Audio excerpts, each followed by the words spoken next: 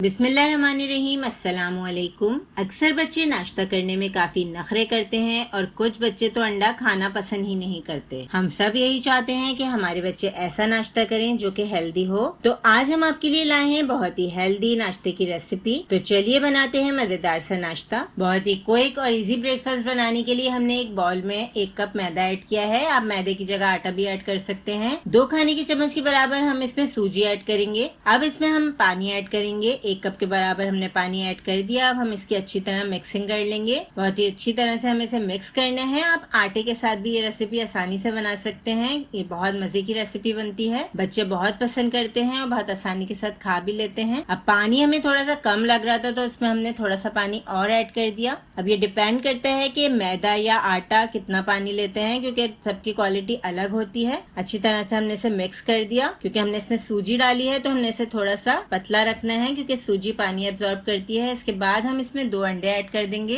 तो आप देख सकते हैं कितना अच्छा तरीका है बच्चों को अंडे खिलाने का। इस तरीके से बच्चे आसानी से अंडे भी खा लेंगे।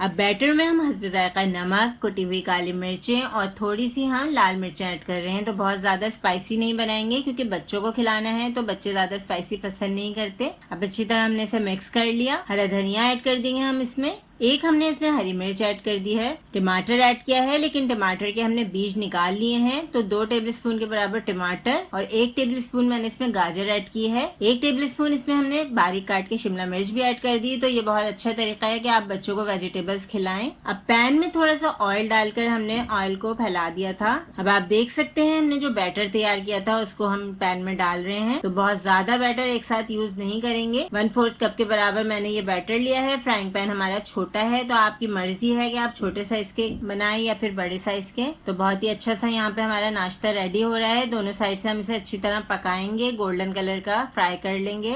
थोड़ा सा आप ऑयल और ऐड कर सकते हैं अगर आप क्रिस्पी बनाना चाह रहे हैं, और अगर आप सॉफ्ट पसंद करते हैं तो बहुत ज्यादा ऑयल डालने की जरूरत नहीं। तो ये बहुत ही मजेदार क्रिस्पी नाश्ता तैयार हो रहा है।